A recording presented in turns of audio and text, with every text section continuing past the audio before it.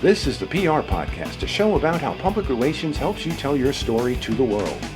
We talk with great PR practitioners who have the skills, creativity, and just plain savvy to get their clients noticed. Now here's your host, Jody Fisher.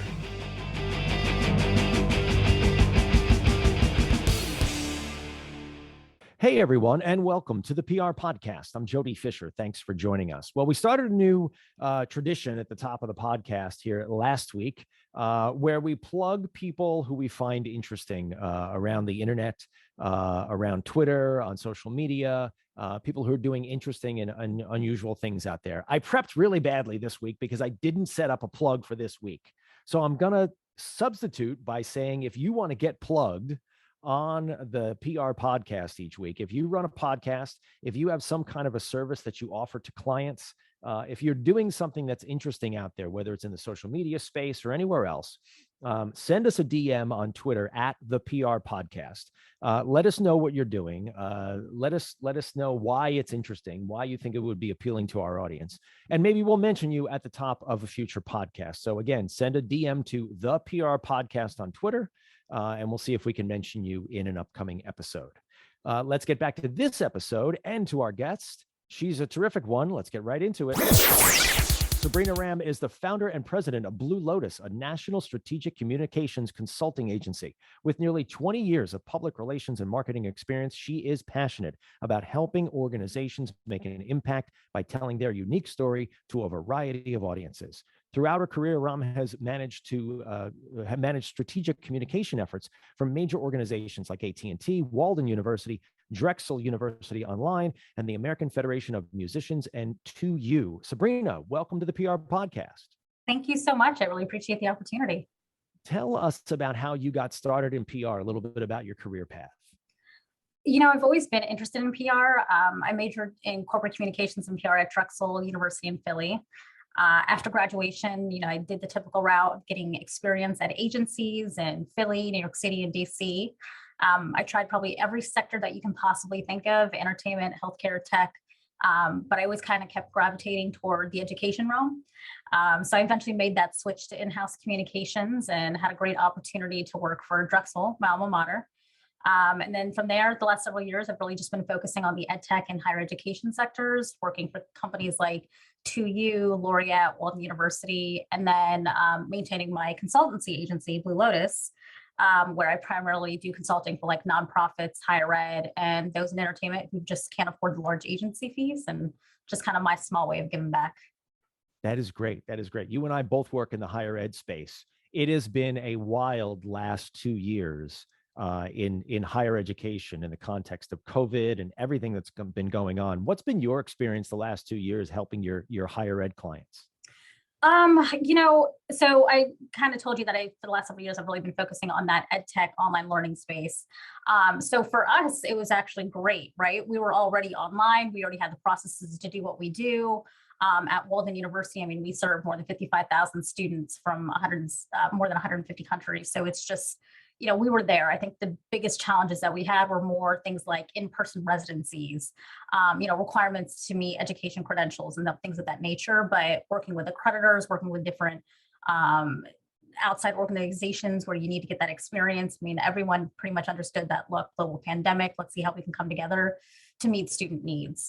So I think that has been a huge advantage for us, and understanding that, frankly, online education's been around for decades at this point, and hopefully this pandemic has ramped up the emergency need for it, but the fact that it increases access and opportunity for so many more people who didn't necessarily have that access before.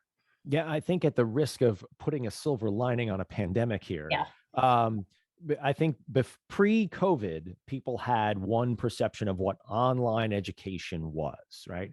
And it typically revolved around a couple of maybe large brands that we won't mention.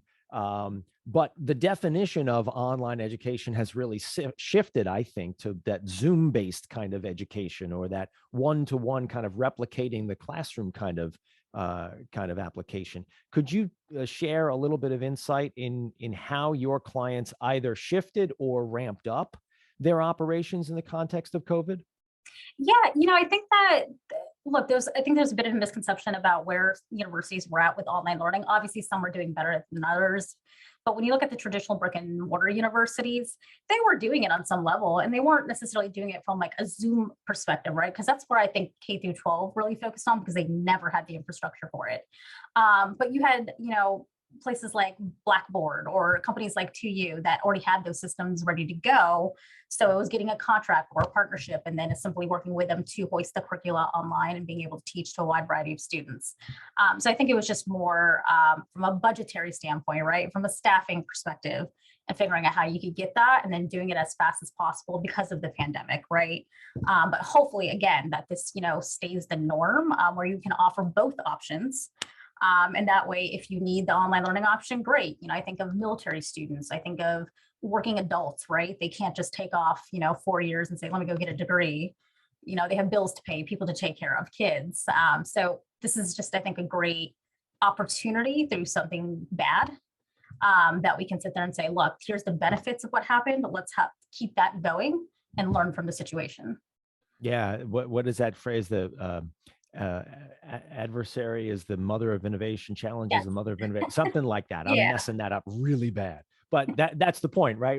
Everyone was kind of forced into this place, and a couple of really smart companies like the ones that you work for, put their hands up and say, like, we've got a solution. We've been here all the while, and the smart higher eds and other education institutions kind of tapped into that, right? Were there how did you help that business by telling public relations stories, by telling earned media stories? Was it easier? Was it harder? And what were some of the opportunities and some of the challenges?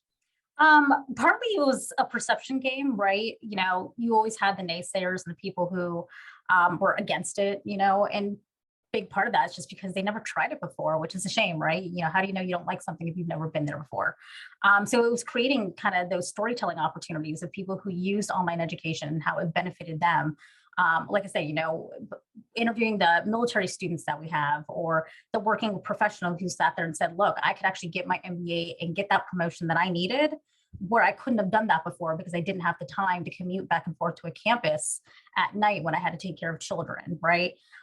It was putting out those stats. It was showing how we were diversifying higher ed, right? If you look at it now, the largest target market is women of color, going in and saying, look, now I have the opportunity to go get that degree. Let me go get it, whether it's undergraduate or graduate. Or, the trends with micro learning, right? Where you see these certificate programs where maybe I don't want to get a full MBA, but I want to learn about the marketing portion of the MBA program. Well, you can take that certificate, right? And get that ramped up. Maybe I want to focus on analytics. Let me get that skill set and keep it going. Or I think most notably, we think of the coding boot camps, right? Do you need that 4-year degree, or can you do a 12-week coding boot camp and get that same credential and start working for those big tech companies? Are those some of the growth areas in online education, those certificate programs, those kind of training programs, or is it more traditional, 2-year, 4-year kind of degree stuff?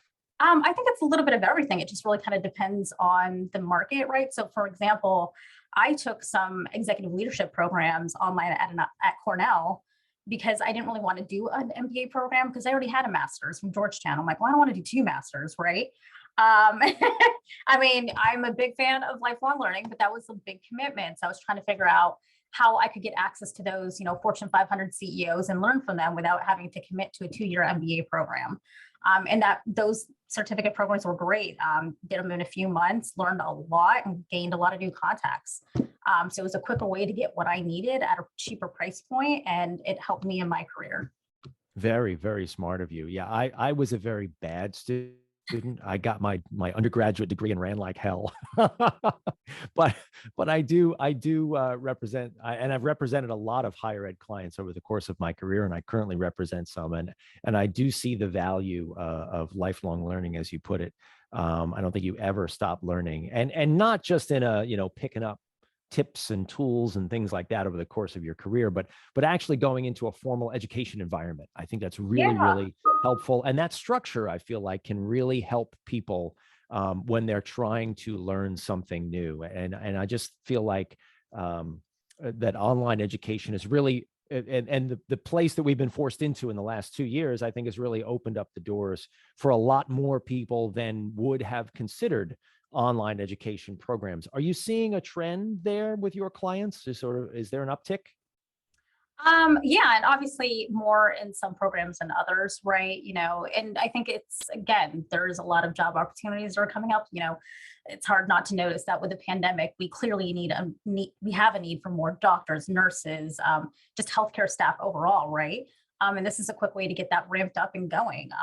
Tech, right? We have cybersecurity needs. That's probably will always be a need, right? So it's a burgeoning field. When you think of the big tech companies, that's why I mentioned the boot camps, right? They have so many open positions and they can't stop hiring. So they need people who can ramp up quickly and go. And it might be even just moving into a different segment, right? I took some of the analytic certificate programs because I wanted to get better at that from a Google perspective. But that helped my clients, right? That's a skill set that I can bring to the table now that I didn't have to spend 2 years honing when I could have learned it in a few short months. You mentioned before in one of your comments or one of your responses about online education, especially presenting opportunities to women of color or people of color. And it was a segue into something I know that you really wanted to talk about here on the show, which is the PR industry and opportunities or lack thereof for people of color and especially women of color in public relations. So let's talk about that a little bit. And I think, to lend some context here, we are taping this on Friday, the 21st, the Friday after the Monday of MLK, and after watching what I think is a total disgrace that happened in Washington this week, and we'll just leave it at that. Let's talk about the importance of opportunities for women of color in public relations. Do you see enough women of color in public relations positions? Oh, gosh, absolutely not. It's practically non-existent, right? It's funny. I was looking this up the other day and just, the Bureau of Labor and Statistics, right? They mapped some of these things out and I was trying to see what the progress was. We can talk about how the most recent data, right, in 2020, it was showing that the industry was made up of, it was like, 91% white and like 4.3% Black. And then in 2018, it was like 87.9% white and 8.3% Black. So somehow we're making strides there, huh? White representation went up. Jeez. Black nearly halved. There was modest gains, like with Asians and Hispanics.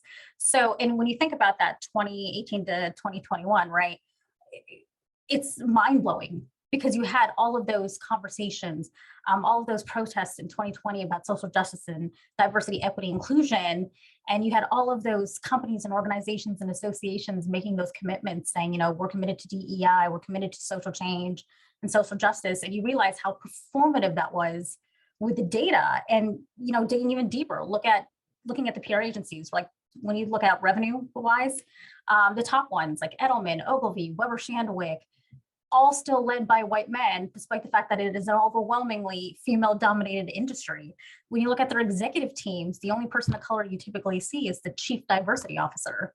And if that's the only person of color in your leadership position, then are you really committed to DEI in any meaningful way? It almost seems like a quota hire. I've seen that time and again with agencies or with organizations that hire someone who's got some kind of title that says diversity in it. Uh-huh. And it's usually someone of color, and they almost seem, like I said, like a quota hire. And like, where's the actual structural change in the organization? Granted, it takes time. Don't get me wrong; it's not going to happen overnight. But like, where is the commitment, and are the performance metrics, to your point, to back up that hire and that commitment?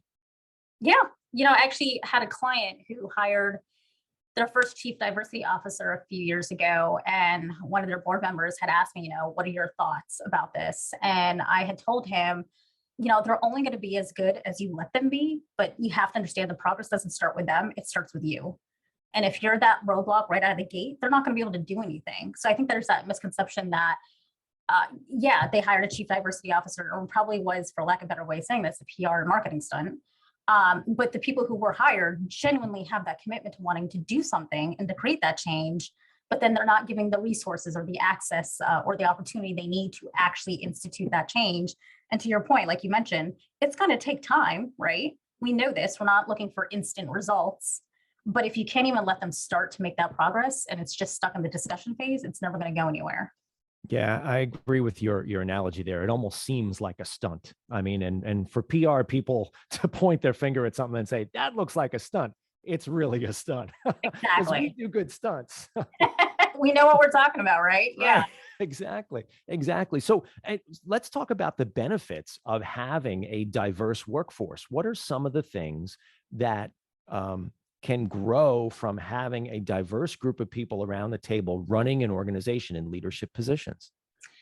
I can point out the obvious answers, right? Like there's numerous studies that show how diversity improves all facets of business, whether it's increasing profits or reducing turnover or creating new avenues of business.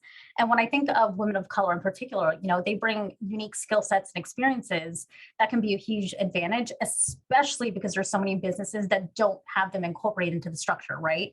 So, there's that segment that we could capitalize on. We could bring a different viewpoint. We could do better here. And so I think and it's also cyclical, right? If we're talking about all these DEI commitments that we have, imagine going to an organization and looking at their structure and saying, absolutely nobody looks like me.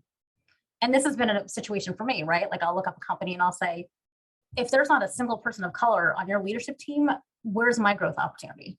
Clearly you don't have that commitment, right? If there's no one on a management level, you don't have that growth commitment.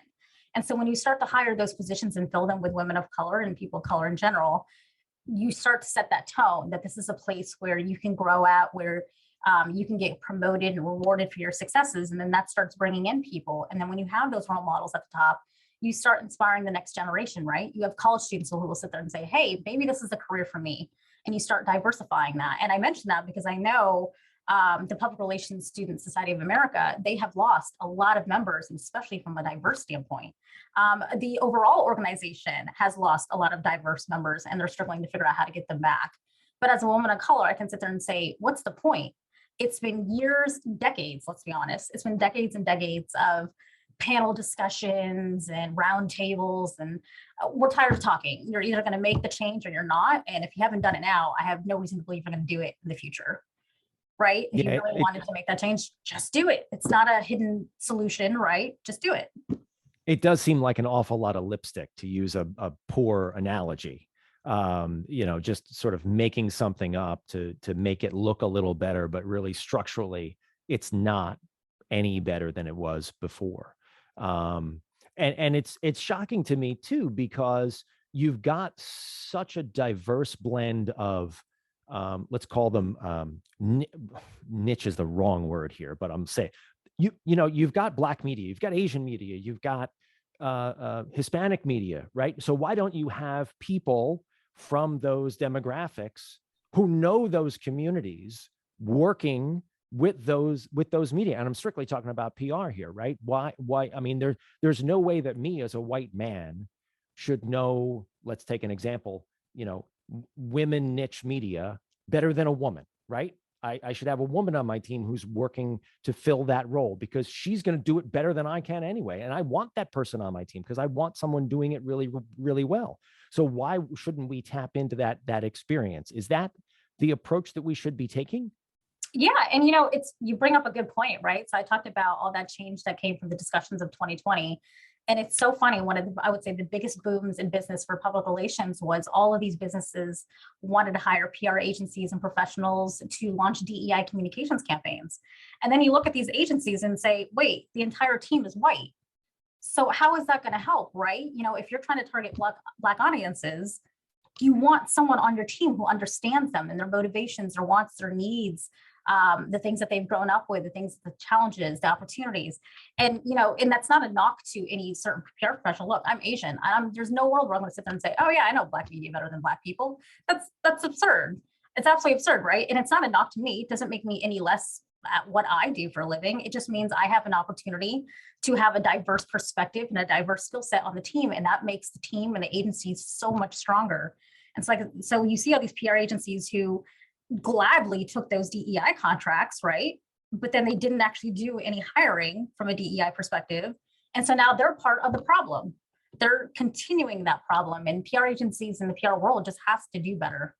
So another important point about all this is cultivating the talent that's coming up. And you feel really strongly, I know, about having positive role models and mentors, strong mentors. We all say that we had a mentor here or there, but what's an important mentor in this space for whether it's women or people of color, young people who are coming up? What's the importance of a strong mentor? Look, it affects you in so many levels, right? Like you always hear representation matters, and it really does. I was actually at the National Aquarium like a week ago, and they had these dolls, mermaid dolls, but they were in different skin tones. And I was honestly, just from a PR marketing perspective, I was staring at that because I was, wow, that's the first time I've ever seen that. And then a little girl, she's a little Black girl, she came running up behind me, was screaming for her mom and yelling, "They look like me, they look like me." And I just saw like that's what you want, right? But then at the same time, like it's sad that how surprised the girl was, right? But that representation matters, and the same logic applies to any professional setting, but most certainly PR. And I've guest lectured at colleges, and I've seen the few color of students in PR programs just deflated because they couldn't find internship experiences at agencies that had role models that looked like them. There was no one in a management or a leadership position that was a person of color. There was no one there to guide them. They didn't have PR professors that were a person of color. And I'm grateful because one of my good friends, her name is Queen Muse. She is a professor, and she always invites me in to be a guest lecturer because she wants to make sure that she's bringing diverse role models into the classroom whenever she can. And it's important because if you don't have that inspiration early on, that explains why there's been a regression of people of color in the PR industry, right? If it doesn't look like me, what's the point? After all this time, I'm just going to go find a more welcoming opportunity. I'm going to go find somewhere where I can have that mentoring opportunity and that chance to grow and excel at my career. Yeah, it is incredibly important that we begin to create environments that actually look like the clients that we serve and also looks like the world that we live in. Exactly. And so I think that's really, and the concept of mentoring and providing role models for people that not only work the way we want people to work, but actually look and behave the way we want, that reflects the up and coming talent, I think is super important. Because back to your story about the little girl and the mermaid, I mean, that's the reaction you want. Yeah. Because you're implanting that in that young person's mind that, wow, someone looks like me.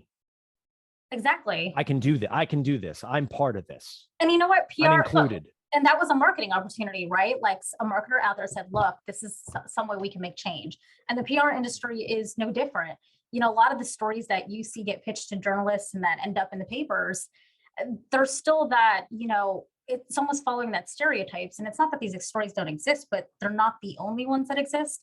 And it's always I came from a rough background, I had all these obstacles, and, I'm succeeding here, instead of just maybe I had a normal life and I'm succeeding, right? It's that stereotypical. And I think, I'm a big TV person, and I loved New Amsterdam because they did a really great episode about how they had a Black doctor leading their cardiology department, and a reporter came in to interview them, and she immediately started talking about how he got arrested one time. And he's just staring there, and he cuts the interview off, and he's like, that's not my story. My story is I'm an accomplished Black doctor. Like, that's the story. You don't need to preempt that story with a challenge or an obstacle, right? Maybe I'm just really great at what I do and I can inspire, and PR people can do that. They can find those stories of those successful people of color who are doctors, PR practitioners, teachers, and they can put those stories out there. And then in turn, journalists need to take those stories and push those out more, right? And make sure that they're addressing the bias that's in their own articles and in their own interview. And, I think about how the internet love it. It has great advantages, but also created a dark side to things where it's the clickbait era. And so they'll choose whatever is going to get the most clicks, no matter how blasphemous or negative it may be, and how much, how it can actually pull people of color down versus advocating for them in the right way. That's a great point. And I think it's up to us as PR people and storytellers to reframe that, that history, using your example of, the Black doctor. You don't need the story about, the hard times and everything if it's not pertinent to what's going on. Can't they just be an accomplished doctor who happens to be a person of color? Yeah.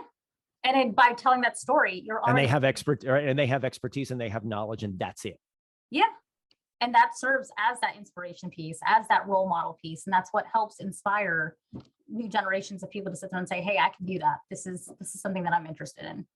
Yeah, because again, using your example of the mermaid, if you're trying to reach, and let's use the Black Doctor example, you don't have to frame, the Black Doctor as having had the tough upbringing. You just frame them as the Black Doctor who has the expertise that fits into the story, because if you're trying to reach the Black audience that's watching this, and forgive me, this is the white guy saying this, so forgive me if I say this in the wrong way, but my intentions are true here. The Black audience that's seeing that takes inspiration from that, seeing someone that looks like them. They don't need to hear the story about the tough upbringing.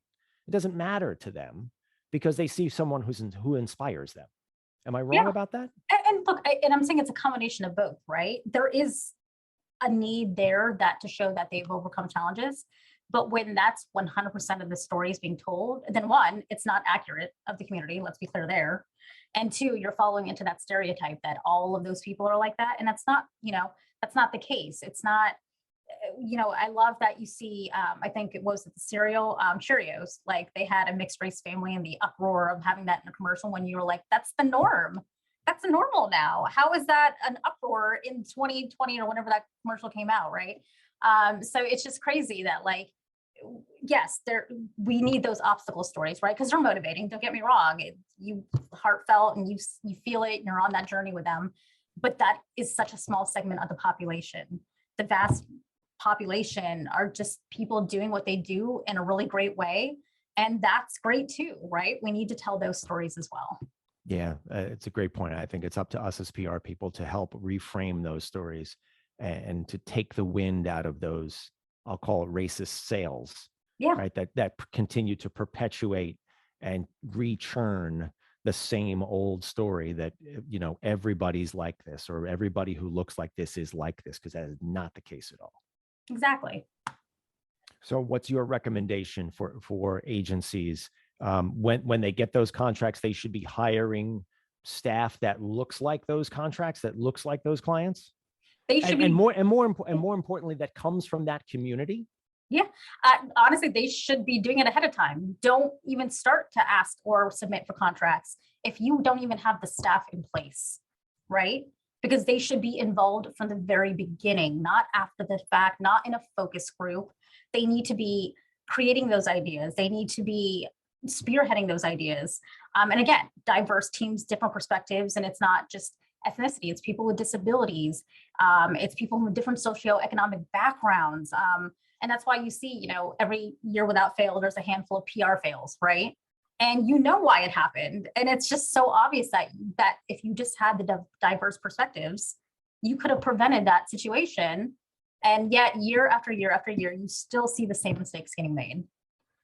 Yeah, it is so true. And you've put your finger on a really important topic here. And that's why I wanted to have you on and have that conversation, because I agree passionately with what you're saying. I think that a diverse team just frankly makes you better. It just allows you to tap into a variety of perspectives and a variety of backgrounds and a variety of skills that any one group, regardless of what that group is, doesn't matter, has. And if you make your team diverse, you will have a diverse book of business. You will have diverse skill sets. You will just be better, and you'll be able to do a better job. Exactly. And from the business world, it's financially profitable.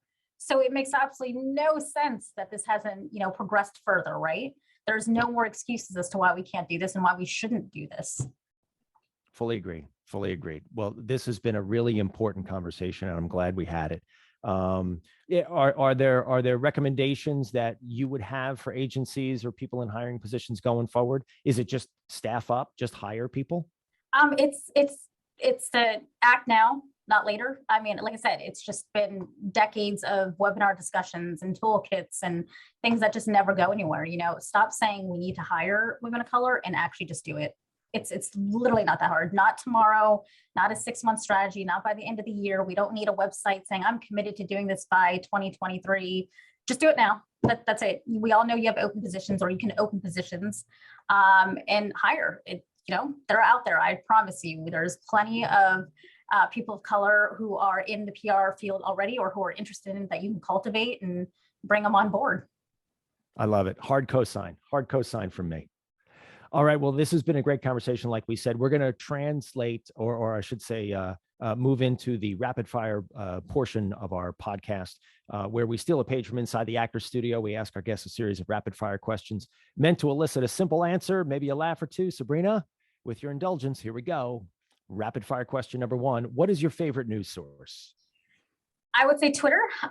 Obviously, you have to fact check everything you read on that platform, but they always seem to break news first and has just a really good variety of interesting content to read. All right. Now, maybe you're going to have to think hard about rapid fire question number two, which is, what is your favorite social media platform? I think that depends on the purpose. I would say I love watching TikTok videos because it's just so entertaining, but I don't create content on there because I can't dance. So that just automatically rolls me out. But then I would say I love Twitter because there's so many insightful discussions. I'm really big into fantasy football and I get those updates real quick when you follow those Twitter accounts. So it definitely has its advantages for information. Very cool. You know who I think is really using TikTok very effectively in the last 2 years are doctors. I've seen some doctor TikTok accounts on there that are, first of all, they're entertaining, like you said. I mean, some of them are just damn funny. But they're also really informative and obviously scientifically factual. I think they have been brilliant. I think the medical community is using TikTok to its fullest, and they're doing a great job. Yeah, I agree. And getting free medical advice in the process, right? There you go. There you go. A rapid fire question number three: coffee or alcohol? Always coffee, but you will never see me turn down a margarita. So it could be both ways. All right, very good. Very good. Rapid fire question number four. What's your favorite on the run food? Does Wawa coffee count? I'm a big coffee person. I mean, if I had to pick a fast food, like I try to stay away from it because I'm trying to be healthier, but I usually use airport travel as an excuse and I'll go grab like a McDonald's McGriddle. They're so unhealthy, but they're so delicious. So every once, you got every once in a while. Yeah. Yeah. You got to dip in. Absolutely. All right. And rapid fire question number five. What do you want to be after you finish this career? Stress-free. That's what I'm going to give it. Stress-free. Probably sheer honesty there, right? Something to play with, stress relievers like puppies and kittens and dogs and cats, something with an animal shelter. I don't know. Oh, that's great. I have a former colleague and good friend who heads up public relations for North Shore Animal League, and they do the cute puppy tour on TV all the time. And I'm telling you, she gets to play with dogs for a living. It's just amazing. See, I feel like I would be so bad at that job because they'd be like, "Hey, we need to do this." I'm like, I can't. I'm playing with the animals. Right like I just there's a cat in my lap and it's sleeping. I can't move. Can't move. No, I just can't move. And that cat will not let you move either. Right? Yeah. Once they pick their spot, that's it. You're stuck there for hours. Well, Sabrina, this has been a great conversation. Please let people know how they can find you online. You can go to my website. It's blulotuspr.com, and that's blue spelled BLU. You can find me on Twitter at Sabrina Ram _, and you can also find me on LinkedIn if you just search for my name, Sabrina Ram. Sounds good. We'll look you up. Thanks again, Sabrina. And thank you everyone for listening. Please remember to subscribe to the show, connect with us on Facebook, Twitter, and Instagram at the PR Podcast, and send us a question or a comment. Our intro is by Christopher Apple. You can find him and his fantastic photography on Instagram at Christopher _APPOLDT. Check him out there and hire him for all your photography needs. You can find me online at Jody Fisher on all the socials and on the web at jodyfisherpr.com. We'll see you next time on the PR Podcast.